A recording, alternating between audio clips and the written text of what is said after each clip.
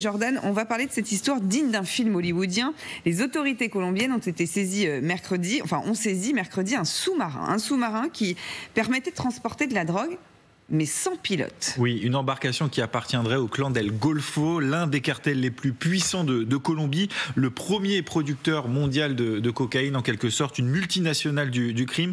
Vous le voyez, ce sous-marin a été arrêté par la marine colombienne à Santa Marta, on est au nord du pays. Il permettrait de transporter jusqu'à 1,5 tonnes de cocaïne. Alors, mercredi, il était vide, aucune trace de la drogue.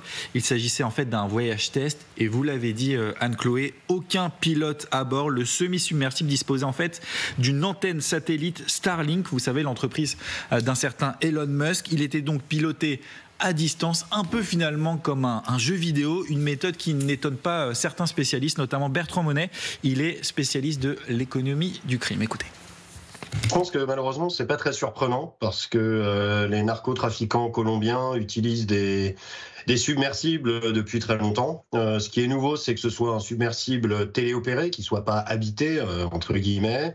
Les narcos ont une utilisation de toutes les technologies, notamment des drones terrestres et des drones aériens surtout, qu'ils utilisent massivement. Donc, je suis pas très surpris.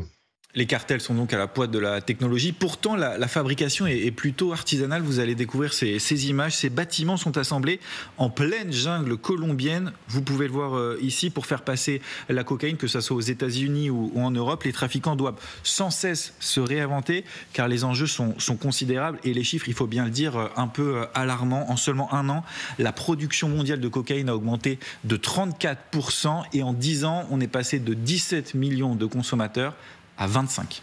On a le sentiment en plus que les cartels font preuve de plus en plus d'imagination pour faire passer de la drogue. Oui, c'est vrai, on l'a vu, il y a les sous-marins, les drones, mais parfois le procédé repose davantage sur le facteur humain finalement, avec le phénomène de mule qui est plutôt répandu. Une mule, c'est une personne qui accepte de prendre de la drogue, de la transporter souvent par avion contre de l'argent. Parfois, la drogue est simplement cachée dans les valises, parfois elle est ingurgitée sous forme d'olive, et puis de temps en temps, il faut bien le dire, les trafiquants font vraiment preuve d'imagination. Je voulais vous présenter ce matin quelques initiatives qui, même si elles prêtent à sourire, évidemment, je vous le rappelle, elles sont illégales. En 2016, par exemple, une jeune Colombienne de 24 ans a été arrêtée à l'aéroport de Francfort en Allemagne. Elle transportait de la cocaïne dans ses implants mammaires, 500 grammes dans chaque sein pour un montant quand même de 200 000 €. Cette voyageuse un peu particulière avait été opérée à la hâte, clandestinement donc, avant de prendre l'avion. Évidemment, c'est extrêmement dangereux, tout aussi surprenant. En début d'année, cette fois-ci, un Colombien de 40 ans a été interpellé, vous le voyez, à l'aéroport de Carthagène. Il avait caché des pochons de cocaïne sous sa perruque. Il devait prendre l'avion pour Amsterdam. Ce qu'il faut comprendre, en fait, quel que soit le procédé, c'est que ces narcos disposent de moyens financiers considérables. Tous les moyens sont bons pour acheminer la cargaison à bon port. Bertrand Monet me confiait, quand j'en ai parlé avec lui, qu'il échangeait souvent justement avec des membres de cartels, et il disait que s'il y avait un marché à développer sur la Lune, eh bien, il trouverait un moyen pour acheter ou pour construire une fusée. Ça montre bien l'état d'esprit justement de ces narcotrafiquants. C'est vrai que l'imagination est totalement sans limite. Si vous croisez Nicolas avec des cheveux dans un aéroport, dites-vous que mon avis... la balle perdue, pardon. C'est bizarre.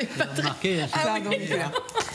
Qui aime bien, châtie bien, Nicolas. Gratuit. Merci en tout cas. Non, mais hors de blague, c'est passionnant. En tout cas, merci beaucoup.